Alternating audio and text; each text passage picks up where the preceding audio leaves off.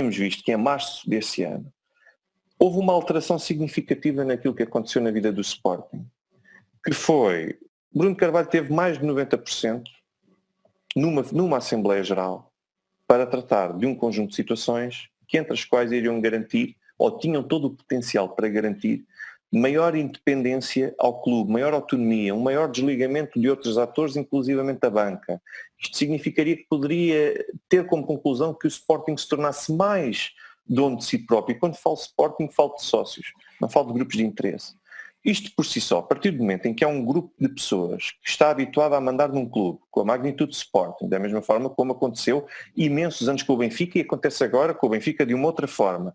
Mas quando nós vemos isso, naturalmente que quem tem ali uma verdadeira árvore das patacas, que dá dinheiro e que vai continuando a render todos os anos, não quer perder esse domínio e esse controle que tem.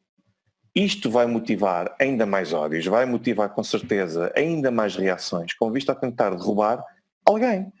E quando eu vejo os acontecimentos de Alcochete, aquilo aconteceu em Alcochete, e subitamente aparecem num canal de televisão que tem um excelente trabalho numa série de aspectos, mas naquele em concreto, a meu ver, falhou, foi a CMTV.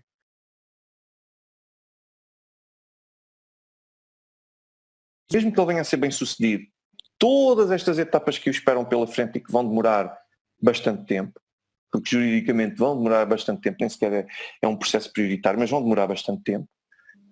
Mesmo que isso tudo aconteça, a presença de Frederico Varandas é sempre legítima. Sempre legítima. Houve um tribunal que reconheceu, na altura, que o presidente da mesa seria ainda Jaime Marta Soares, convocou eleições, teve na altura ainda a presença de Sousa Sintra, tudo isso é legítimo, ou seja, não há atos que vão ser anulados, mas não seja por um princípio elementar. É que, se tudo fosse declarado nulo, o próprio clube, nesta altura, seria tremendamente prejudicado. Quer dizer, não se pode anular negócios jurídicos onde a expectativa de terceiros foi colocada em causa e, de repente, ignorar tudo e agora vamos voltar outra vez ao dia 23 de junho de 2018 e vai continuar, e a presidência vai ser atribuída a Bruno Carvalho. Isso não vai acontecer.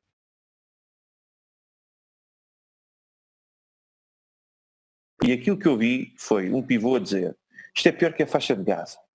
Ele disse isto é pior que a faixa de Gaza. E sim, muitas outras coisas.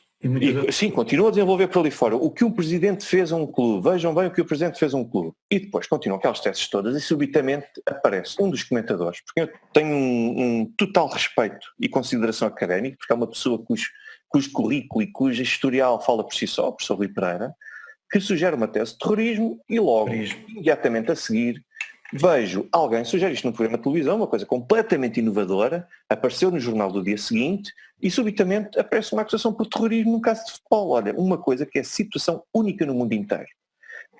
Curiosamente, uma tese defendida por alguém que tem proximidade a ele. A pessoa juntou mais um, a pessoa começa a ver os comentários à volta, a pessoa começa a ver logo os restantes vampiros a posicionarem-se todos prontos para tentar fazer uma baixa e a pessoa tem de juntar um mais um. Portanto, nós percebemos que existe aqui um conjunto de interesses paralelos, extra-futebol. A questão do Alcochete, a questão da destituição, não são coisas que se resumam ao futebol, independentemente das críticas que todos nós podemos fazer, e quando eu digo Bruno de Carvalho, digo qualquer outro dirigente, nunca será suficientemente conseguido.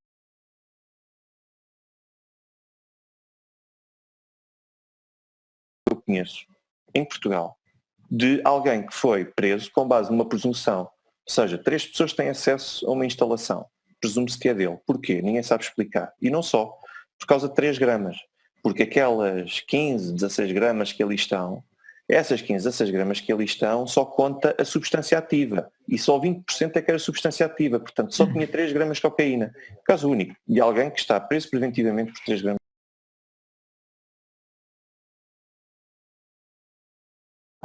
Que um bastonário da Ordem dos Advogados deveria saber muito bem o que são estatutos e como é que esses estatutos se fazem cumprir, que acaba por tomar decisões, sobretudo no que diz respeito à realização de Assembleias Gerais Extraordinárias, com base em argumentos que 7 anos antes, com o Godinho Lopes, tinham sido exatamente os mesmos e quando foram sujeitos a tribunal, perderam em toda a linha. Aquilo que eu vi agora Rogério Alves fazer foi ignorar outra vez os estatutos, como se fez na altura, e invocar os mesmos argumentos, os mesmos pareceres, as mesmas posições doutrinárias sem tirar nem pôr que na altura, em 2013, perderam todas, 2012, 2013, eu não me recordo o ano.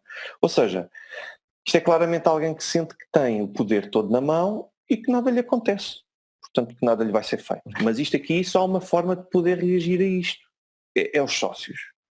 As pessoas não se podem esquecer. Quem tem voz são os sócios. Há pessoas que às vezes vêm ter comigo e que me dizem: bom, mas aquilo que fizeram a Bruno de Carvalho, eu gostava de votar numa alternativa, e agora aquilo que o Rogério Alves faz, eu pergunto: é sócio de Sporting? Deixa de pagar cotas. Desculpe, esquece.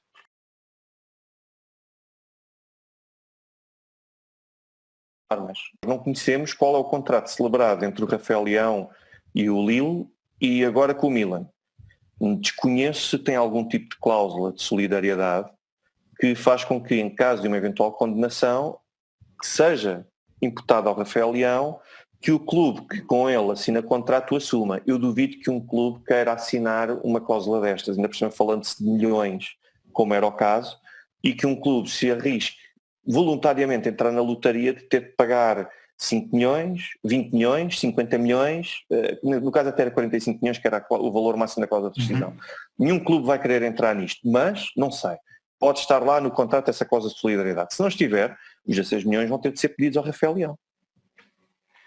O Rafael Leão corre o risco de ter os bens penhorados. Pois, e não ser mais ninguém. Ter de passar os bens todos para o nome de alguém para ele não ser penhorado, como muita gente faz neste país. Claro, exato. Agora, a coisa que ele não pode fazer. O vencimento dele como jogador não o pode passar a ninguém.